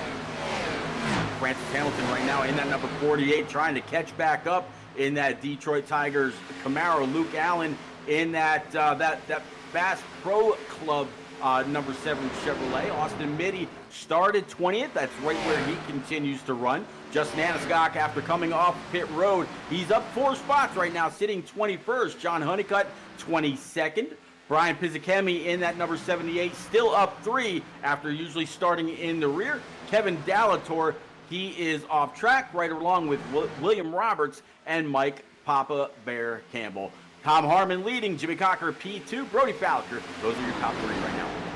Yeah, and these drivers, that looks to be about 7th, going to go side by side, and Brody keeps blinking out. I'm not sure how the drivers around him feel about that, but FIWB in 2nd and 3rd. We're going to have Brennan Book sitting 4th for C Motorsport. Joe Berg out there for Dart sitting 5th. Micah Allard sitting out there 6th, up 6 spots from where he started. But Thomas Harmon, we talked about him. He's got the best average finish at these speedways. And I'll tell you, Pete, he's been so incredibly consistent tonight. I really feel like he's got a great shot to get a 2nd win out here. I agree. And one guy I was just looking for and realized that he's not here this evening, Matt Gale. He's always he's here every single week. Got to give him a big old shout out. Hopefully he comes around and watches the broadcast a little bit later on. Matt, you were missed this evening, and we definitely hope to see you next season. Thank you for staying up late from across the pond. Again, Eliza, we talked about it a couple times during the season. They are 5 hours ahead. So he was up and driving every single week 5 hours ahead. So we're talking he's up till 2, 3 o'clock in the morning competing with all these other shake and bake drivers that are here in the States and maybe 1 or 2 from Canada, but nowhere near the time disparity that he had. Yeah, and it's due to the time that he could not make it tonight. He had an appointment early in the morning tomorrow for us, but for him, it's just a few hours after the race, so that would require him getting 0 sleep. So he said, I'm unfortunately going to have to miss tonight. So, yeah, he was unable to show up tonight, but hope everything goes well for him, and we'll be seeing him next season. Yeah, Gale Force out there in the land of X. Make sure you go on over, give him a follow. He retweeted everything of what he thought about every single week during the race, where he finished, what he could have done a little bit better. But definitely a staple here in Shake and Bake, and hopefully we'll see him again next season. On board with Andrew Sanford, and you can hear him off that throttle using that seam to try to help turn. And take a look, he could use a tear off out here. He's got that 91 directly in front of him. Rivers Jones for Izzy and Jay Sopko. He's out there in that nice paint scheme, and Andrew Sanford. A lot of these drivers, Pete, they're hanging out on the high side this time. Josh Taylor and looks like the 51, is that him? Yeah, that is going to be the 51, Steven Maggio. They were on the low side coming into this. Oh, a couple of contacts with that wall, including the 91. We'll see how they go around this time. I tell you what, talk about some guys hanging it out there. Jarrett Cardwell, the one and only driver to go sub 31, just went Shake and Bake Purple last lap, posting a 30.96. Jarrett was in on lap 85 last with a pit time of 15.2. So Jarrett trying a little something, maybe some brand new Eagle feel goods, but that number 12 feeling very, very fast right now. Yeah, he's down a lap currently just from the strategy that is at play currently. We'll see when these drivers go in, but man, Thomas Harmon, almost 4/10 lead over Brody Folliker in that P2 car. Just the consistency is unreal, and I think, yeah, like I said earlier, I think we might see win number 2 from Thomas Harmon this season, and it's going to be for the season finale, which I know he would love, and I got to give a shout out to Miggy out in chat. Thank you so much for the follow. I appreciate it. Hope you're doing well and enjoying the race. Yeah, Tom Harmon, I mean, he's definitely not displaying what he thought he was going to do when we talked to him in pre-race, him and everybody else that's within the top 5 in points. Eliza, talking about the top 5 in points, obviously Maggio right now running P5, very solid, doing everything that he's got to do to make sure that he can claim this championship his own. He said he wasn't taking the congratulatory, statements from the rest of the field. He's like, nope, I'll take it when the last lap is done. You got the points up on screen. The race for P2 in the season, so hot. I mean, 43 to 44, 44 to 46, 46 to 48. We're talking 5 points among 4 drivers. That is extremely tight. Talk about community parity. Absolutely. I mean, take a look at Jonathan Hernandez. He's for Output Racing along with Thomas Harmon.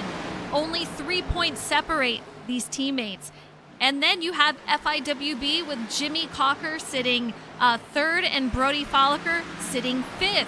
These two are FIWB, and so Output versus FIWB versus their own teammates. It's going to be very interesting to see how it turns out. And then Steven Maggio, he's on his own little island. I mean, things have to go wrong, and severely wrong for Steven Maggio, and I think we're past that point, Pete. I'm pretty sure he's got the, I don't want to jinx it, but so far he's got this championship. Yeah, I don't see with him, staying solidly inside the top 5. I don't see him having any kind of an issue. The 68-42 and the 5 almost had a little bit of an issue there. 42, Brody Folliker was able to pull it to the inside of Tom Harmon. Harmon able to keep it way up, and no contacts, but he's got to really watch that 42. Same thing right now for the 5 of Brendan Book. The 42 is kind of blinking out from time to time, and when you're leading and you got that car to your inside or your outside and you don't know where he is, you got to only hope for the best. when he reappears. As you say, Pete, Cardwell getting that lap back the old-fashioned way. He makes it past our leaders and is on his way with those fresh tires. So we'll see again how that strategy comes out to play for him. But he is now officially on that lead lap. And take a look, man, Joe Berg taking it way to the inside, making me a little nervous as he's getting loose, trying to swing it way down low, making up some positions. But he currently sits P8 with the one on that high side, and Joe Berg makes his way on in to pit lane. And he goes to the grass. Man, I don't know if that's going to give him a penalty. We'll have to keep our eye on that. Yeah, 93 trying to woe that machine up. I definitely saw the tail end get a little happy, but he was able to woe it down and bring it all the way to his stall. No big slide there. Looks like the right side is up. I have to watch and see how that number 93 Berg scoreboard machine fares as he comes off of pit road. Harmon now, he's got the 51 of Maggio 2 is inside. The 42, or had the 51 of Maggio 2 is inside, but the 68 with a great run up and off the corner. Now the 42 of Brody Falliker throwing it to the inside of Harmon. 42 way down low. 68 kind of keeping it in that middle to high seam.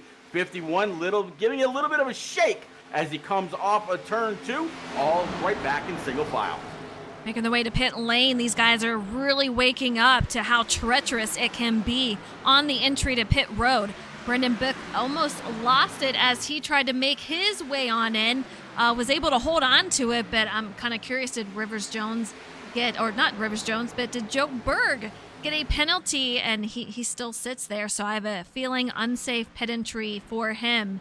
But Brendan Book on his way out, so it looks like he was able to make a safe entry and exit. I mean, Joe Berg, he's been on pit road now for a good minute and 17 seconds as we have yet another battle for the lead, this time between the 51 and 68. 51 getting a little loose underneath the left rear of the 68, trying to pack just a little bit of air on there. Brody Falliker all over the back end of that number 68 and sees his Team FIWB teammate Jimmy Cocker just behind him. The 48 of Francis Hamilton fighting his way back. Contact between the 51 and 68 up by the wall. 7 coming on by, and it looks like the 7's just kind of getting his lap back, same as the 48. So that wasn't a battle for position, but look at this, 3 wide for the lead. How about that? I was about to say, what in the banana sandwich is going on here? But man, fresh tires against those tires that are older, you can just see how difficult it is to try to make those passes.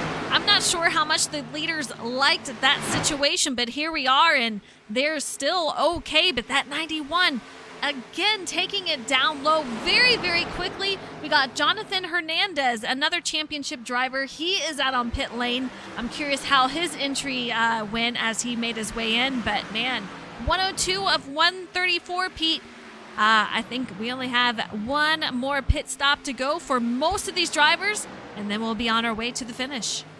Yeah, Josh Taylor, Matt Sisler, and Jamie Wright just now going on down pit road. Josh Taylor surrendering a P5 position to come on down.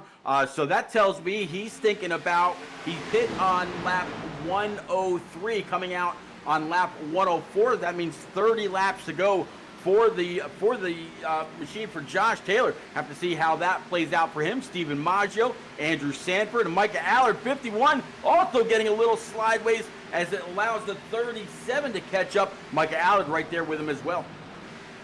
Yeah, kind of crazy how these guys are having such a difficult time. I mean, Atlanta is the old Atlanta, so it's going to be bumpy. It's going to be a little tricky trying to get onto pit lane. It's not nearly as freshly paved as the new hot Atlanta out there, so very, very interesting to see these drivers have a little bit of issue trying to get out there. But Thomas Harmon, he's in the lead about 2/10 in front of Brody Falliker, who keeps blinking out currently. Jimmy Cocker going to sit P3, Rivers Jones 4th, and Jose Ruiz is going to round out your top 5. Tires for the one and only John Hernandez right now sitting P14.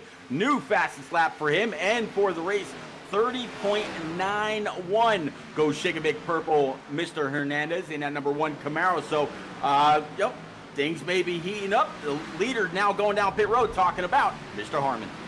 Man, oh man, makes a great entry for him. So that's going to really help him out in this battle to come back to the lead. Meanwhile, Brody Folliker going to lead as that one machine. Take a look how those fresh tires, they're so much faster. Absolutely incredible.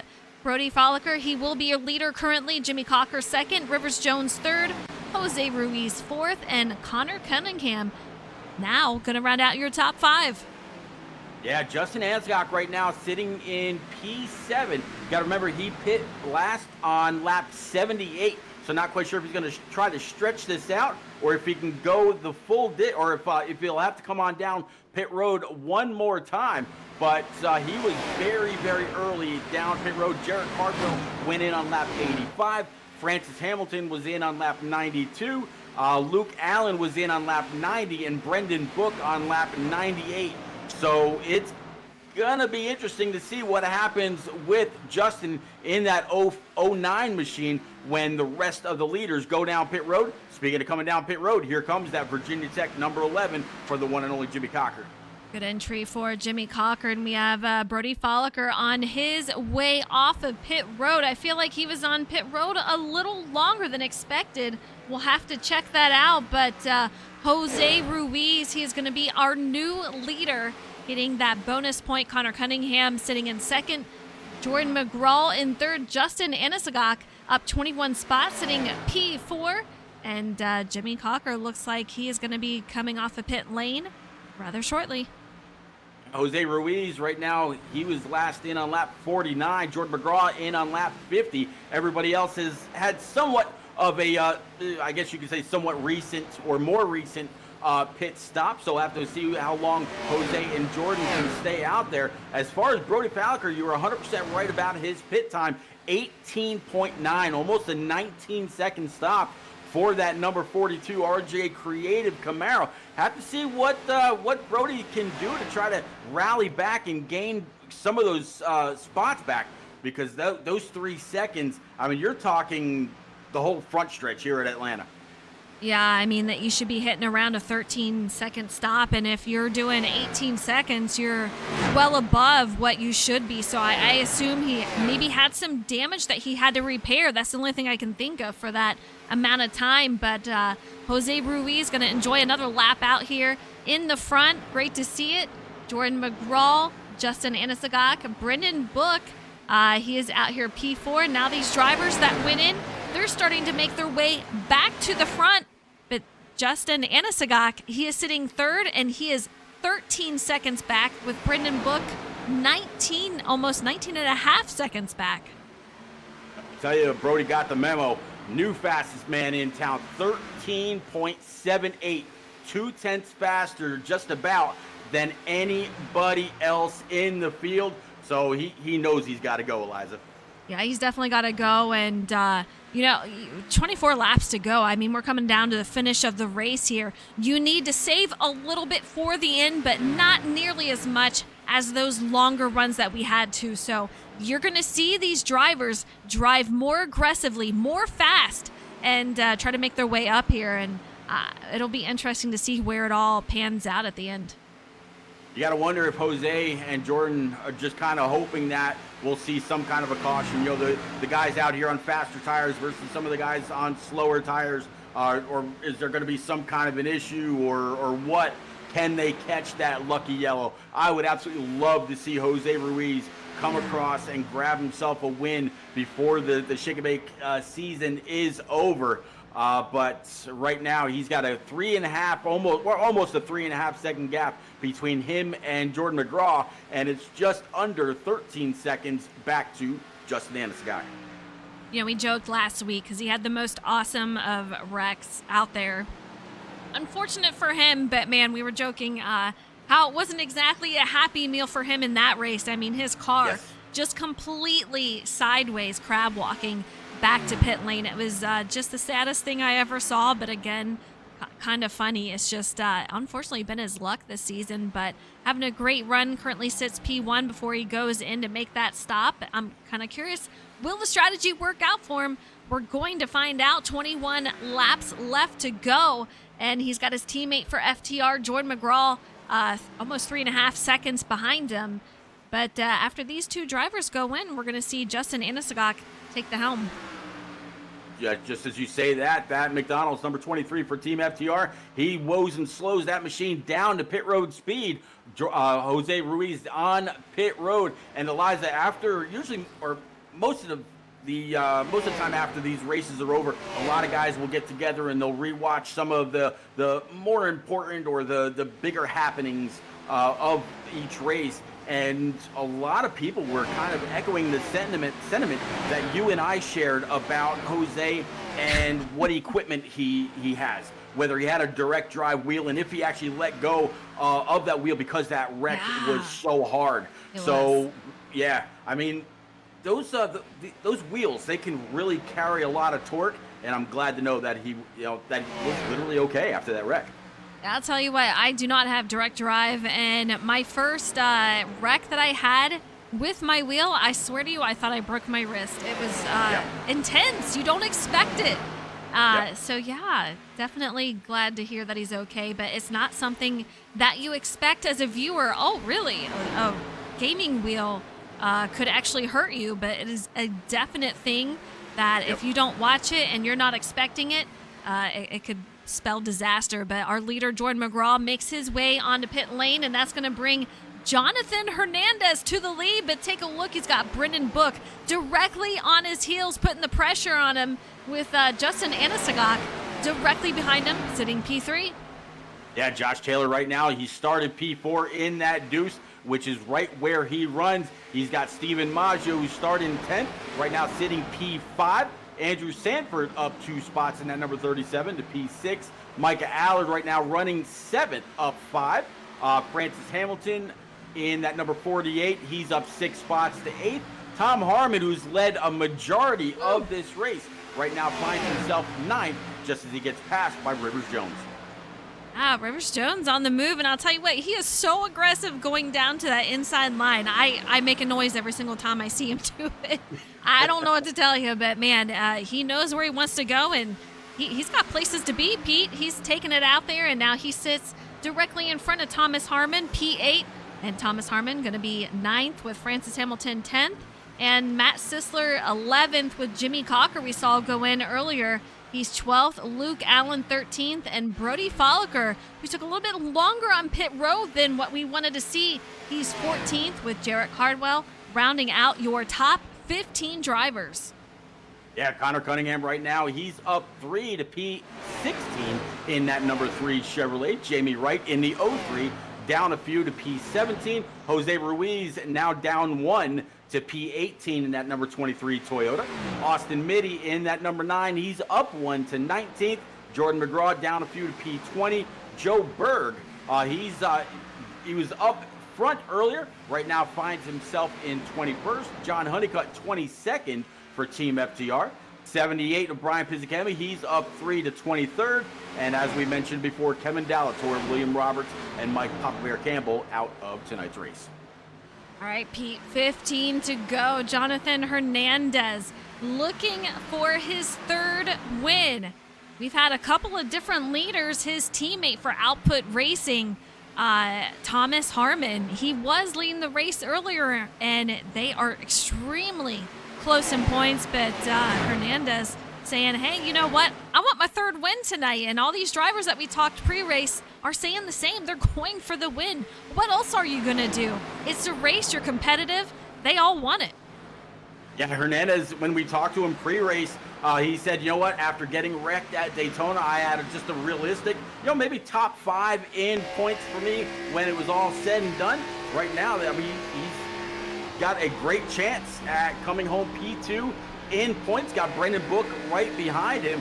Brendan very, very aggressive in the beginning, shown some aggression at certain points in the race as well. He's kind of laid the bumper to that number 1 machine, getting into a couple of these corners, really laying it on him. And as they line up nose to tail on these straights, they're actually getting a little bit more of a gap back to Josh Taylor. Right now, Josh is a good 0.8 behind with Steven Maggio and Andrew Sanford right in tow. Yeah, he's taking care to just push him on the straights and not in the corners there, and you can see he's keeping it high off of Jonathan Hernandez so that he keeps that momentum and stays out of that dirty air. He's going to make his way right back up to that bumper on those straights and keep that gap between them. So he's doing a great job at Maggio, already closing it despite that fact that he's getting pushed. He's got help behind him with that 2 machine of Josh Taylor. So Maggio trying to make his way back up there with Josh Taylor, Andrew Sanford, and a few others. Yeah, Josh Taylor did not want to see Andrew Sanford get all over his left rear, because all that did was pull the 2 back off the 51, which is going to no longer help Maggio catch back up to the leaders. I mean, the 2 was all over the back bumper of the 51, much like we saw the 5 and the 1. Speaking of the 5 and the 1, new leader Brendan Book back to the point. Yeah, how about that? He's shown that he has wanted this out here. We've seen Brendan Book, the leader, a couple of times, and here we are back again. But that 1 car, you know he's going to go right back for that. We have 10 to go, so this race is quickly winding down. But man, with this battle, here we go. Stephen Maggio directly behind him and in the mix for the battle in the lead. Yeah, Andrew Sanford and the 2 of Josh Taylor were all brought right back up into this. So did Micah Aller. I didn't see the 61 in this mix also, but yeah, he's up on the high side. He's going to be able to get around the 37 of Andrew Sanford also. But what's interesting, Eliza, everybody's staying within or right around that top seam. Nobody's really diving it down. 51, he's going to actually drive around the outside of Hernandez. Wonder if Hernandez getting those bumps going into the corners, maybe abuse that right front just a little bit, maybe having to back up the corner just a little, but we're going to have a battle for the lead, either by a 2 or a 3-way battle here very soon. Yeah, I know they have to be feeling a little bit of tire wear, but they're hanging on that high side. As I said earlier, when they only had 24 left, these guys are not so concerned about those tires at this point. They can really drive it a lot harder than what we saw earlier. I mean, it's half the run, but they do have to watch it. You still have to save it a little bit, because if you don't watch it and you just overdrive it, you're going to start to fall back. And with only 8 to go, they can't afford to do it. This is it. This is the race right here, unless we see a caution. But here we go, Stephen Maggio going for that lead underneath Brendan Book, and we're going to see him try to fight for his 7th win of the season. And 51 completely went full send into the turn and was able to slide on up in front of the 5 of Book. Book, I don't think he liked the way that that Maggio got on his left rear and pulled him back. Going to slide up track a little bit. 8 tires do turn better than 4 sometimes. Looks like the 5 is going to be able to find a gap right behind the 51. Eliza, this could spell doom for everybody. I tell you, this 51 in clean air is a very, very dangerous mix. Maggio to the lead. Yeah, you know, I'm kind of curious to see how this will turn out. I want to see it go green. I know we've had races where we see a late caution, and these drivers, they're aggressive. This is the season finale. We're going for a championship here. Maggio pretty much has it in the bag. I mean, he is 43 points out ahead of everyone else, going for his 7th win, and he's already got a gap, Pete. How about that? 5 to go. Yeah, 2/10 gap between himself and Brendan Book. Brendan has the 1 of Hernandez, the 61 of Micah Allard, the 2 of Josh Taylor, and the 37 of Andrew Sanford. Behind Andrew Sanford, back to Jimmy Cocker is a good 3+ seconds. And then you've got Rivers Jones, Matt Sisler, and Brody Falker to round out the top 10. Eliza, those orange names on that ticker, all of your title contenders spread throughout the top 10. Most of them are our chase contenders. But, yeah, Maggio looks like he says, I'll take those early congratulatory statements from everybody. Let's go. 4 to go. He was sure to not. The 5 car into the wall. Will he be able to save it? Good save. Wow. They were 4 wide as he's trying to save that. The 5 car just having so much trouble out here tonight. But here we go. 4 to go. Maggio in the lead. Hernandez over a half a second behind him. And he's got a lot of company behind him. Ballistic, I see out there cheering on Andrew Sanford, who sits currently P3. Would love to see him in the booth afterwards, but man, what a sketchy moment. Yeah, I wonder if these guys are getting to the part of the tires where they're getting just a little loose as they make that initial turn into the tri-oval. Not necessarily, coming out of the corner, but just that left bit of a turn that they've got to make to get to the straights underneath Barney the Flagman. Eliza, 2 laps to go, a full 4/10 gap between Steven Maggio and John Hernandez. Josh Taylor right now coming around for what will be his final lap in Shake and Bake season number 5. The white flag, Eliza, it's all you. Yeah, here we go, coming up to the final lap here. Steven Maggio going to lead this lap into the final one for season 5. Hernandez in second, Josh Taylor in third, Andrew Sanford in fourth with Micah Allard in fifth. But man, I don't know if they can catch him. 4 tenths back from Maggio. He has just been so consistent, so strong. He's looking to take home win number 7 as we go into turn 4. Let's have a look as we bring him home, the winner for Atlanta and the championship winner for season 5 here for Gen 6. A huge congratulations. He seals the deal, gets it done. Man, what a race, what a season for Steven Maggio. Yeah, Jonathan Hernandez is going to bring it home P2, going to pull underneath the 51, give a big old congratulatory rev. The same thing from Josh Taylor in the deuce. And then also Micah Allard. Here comes Jimmy Cocker up to his back bumper, going to give him a little bit of a love tap there, as well as several others come screaming on by. But in the end, it's all Steven Maggio getting a big old congratulatory bump from the 91 Izzy and Jay Soko Ford Mustang of Rivers Jones, another very strong title contender. Many others also coming up to congratulate him.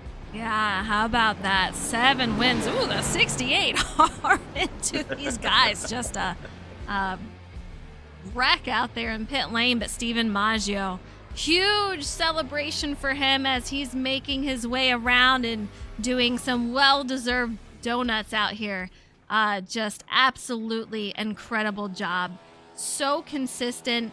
He's done it phenomenal this race, every race. Win number 7, season champion, and he'll be having a trophy to boot. So great job for him as we see him celebrate here.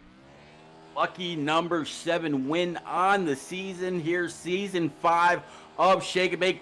A lot of people loved, a lot of people hated, a lot of people were in the down the middle lane here for these Gen 6 cars. A lot of people love the different engine packages, and some didn't. But in the end, a very productive season for Shake and Bake. And man, what a champion. Well, I see that you've celebrated well, Steven. The engine popped and you were done with the celebration. But man, 7 wins. Mr. Consistency out here. And when people were congratulating you, you were sure to not jinx it by saying, I'm not going there yet. I want to get it done. Take us through your race. You gained 9 spots to bring it out here a winner. That was just so fun, man. We had long runs, 2 separate long runs, and green flag pit stops, and then the strategy playthrough with who was gonna pit. I've always thought that I would split runs in half when I first started iRacing, but then I realized that if you pit too early, then people will have a tire advantage on you, and that's really important, especially at a track like this where it was kind of hard to pass when people run the top like that. So I pit a little bit later than everyone else.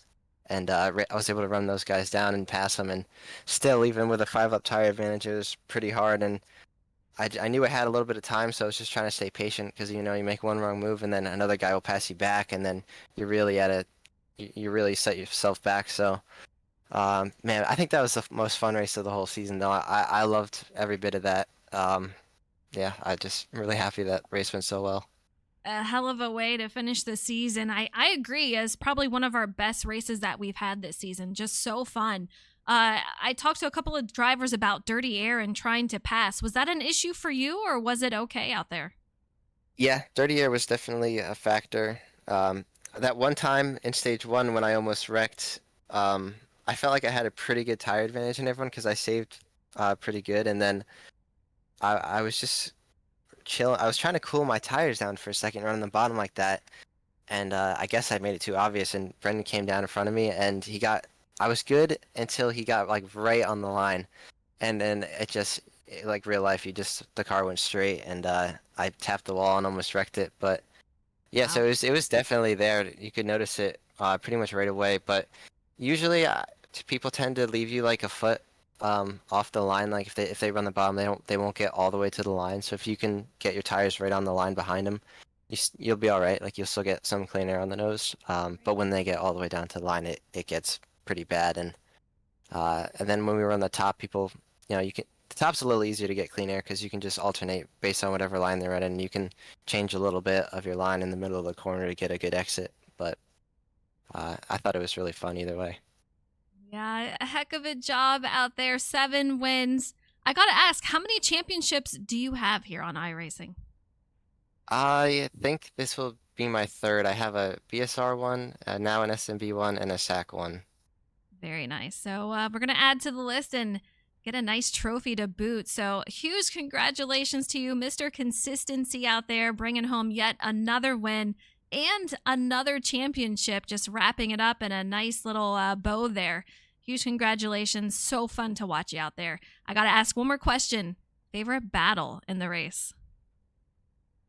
Favorite battle in the race. I had a lot of fun battling Thomas Harmon, both in the first stage and then at the end of that run before we all pit. That was really fun. He was the only guy that I like a really hard time driving it in and clearing him because he was doing a good job getting on my door and getting me tight. And if I didn't clear him when you drive it in that hard, if he goes down, then I can't use the track to come up and I get really tight. And so he was playing it very well. And even like I said with Brendan, he was doing a really good job with the aero blocking and stuff like that. So that was also really fun. I'm excited to get that trophy though. I didn't realize that you got a trophy. I think that Oh, would be my yeah. first. That's definitely my first one for iRacing. Really? All right. Well, Yeah. that'll be cool. I'm excited then. Yeah, me too. All right. Well, you heard it from your season 5 champion, Steven Maggio. Excited to get that trophy. 7 wins out there. Just great job. And yeah, fantastic season for you. Thank you guys. All right, Congratulations, Steven. Pete. Yeah. All right. Let's bring it over to Mr. Jonathan Hernandez, P2. Yeah, absolutely. Jonathan Hernandez, you came into tonight's race P2 in points, and if the points are updated, barring any kind of penalties or anything like that, after the race, you'll finish 53 points behind Steven Maggio, P2 for the season, and then Jimmy Cocker will finish third, again, barring any kind of race review penalties. Great race for you, solidly pretty much inside the top 5 all race long. You definitely had race winning speed. Walk us through your race and any kind of strategy that you may have to employ. Yeah. Well, first off, congrats to Steven on a championship. Well deserved with 7 wins and the amount of laps he led. So he, first off, for sure earned that. Second, I'd like to submit a complaint about how illegal that car is. So I'm gonna need to talk to the admins after. No, we had a good race. Strategy semi played into our favor. That first run we had, I think, was the best run I've had the whole race, and the car felt fine, especially after the 35 lap mark. And I was making my way through the field before, of course, we had that caution, and I was trying to repeat the same steps for those last 2 runs, and I couldn't do it. I don't know what I did differently in that first run or not, but I just couldn't keep the same type of tires under the car than you know early in the race. So I think that's what cost me towards the end, is just, especially with clean air, I was pretty much dirtier the whole race. So when I got that clean air after I took the lead from Book in that final set of stops, I felt like I was too tight in the clean air. And once I got behind Book and Steven, it felt fine. But by then, Steven's already driven away. Well, I guess in this car, 2/10 driven away is about 5 seconds. So I can't complain with how the race went and a second place in the standings. Yeah, second place overall in the standings. You mentioned earlier or pre-race that you came into the season with expectations of about a P5 overall points finish. Here you are, runner up. What would you say were some of your highs or lows of the season, sir?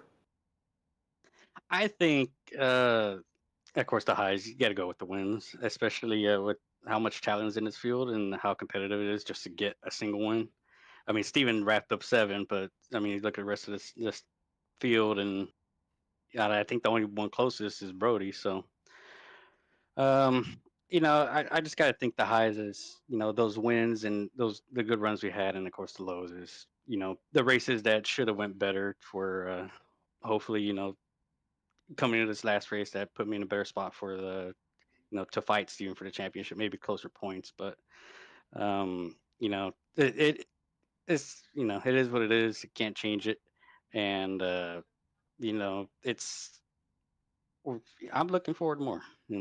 It actually takes me right where I was going to go. Thank you. Looking forward to more. There won't be much more left as far as Eliza said. Might be some, you know, great racing going on elsewhere, just not within a broadcasted realm or whatever. But season 6, which will kick off in 2026, will you be back for more, or you think that's going to be it for now? If scheduling works up great, I will probably more likely be back for more. It just depends on the schedule and stuff, but the schedule's good for if it still goes on Mondays at the same time. Then yeah, we're gonna try to do season 6. Go with I guess whichever cars y'all decide and the season that we have for that.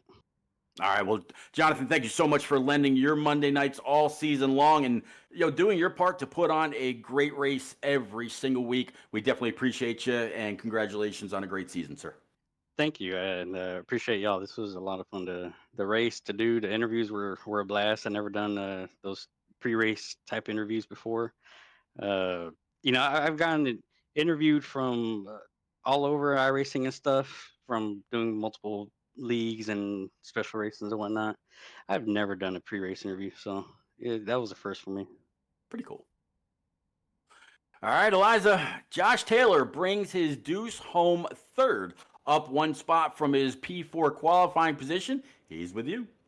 Yeah, Josh, what a awesome, solid race for you. Take us through how you kept pretty much gaining a position up there, but man, consistent this race. And I know you put some practice laps in. How was the race for you?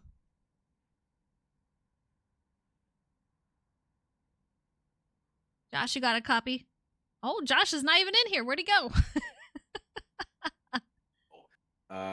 There he is. We got Josh now.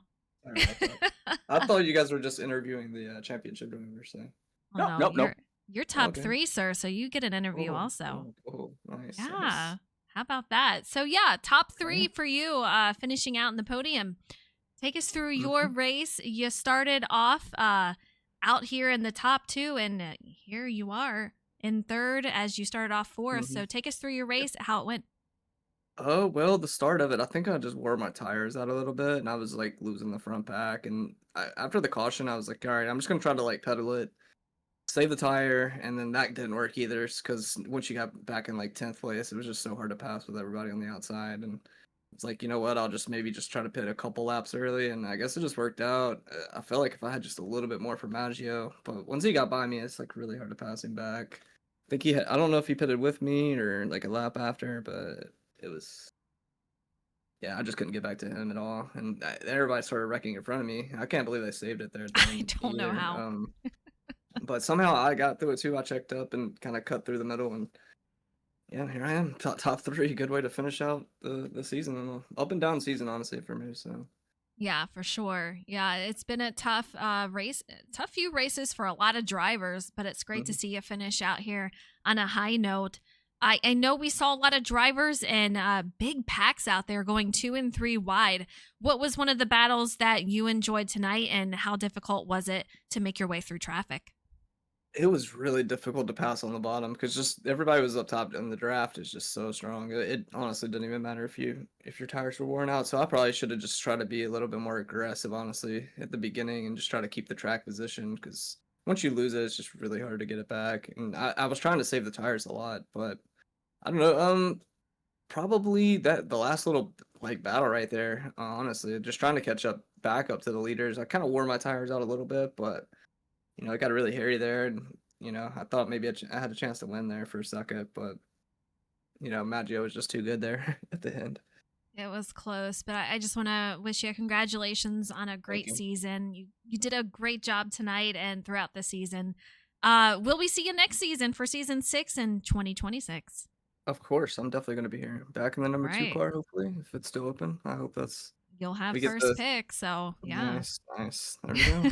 Yeah, I'll definitely be back for season. I love watching the streams back, and I mean I do like the series. I think we had some ups and downs this season, but I feel like we Absolutely. definitely finished out strong on some of these races. Homestead was a really tough racetrack, and I was really surprised about that too. So, but this was a Ended it tough on a racetrack high as note. well. Yeah, Mhm. for sure. Yeah.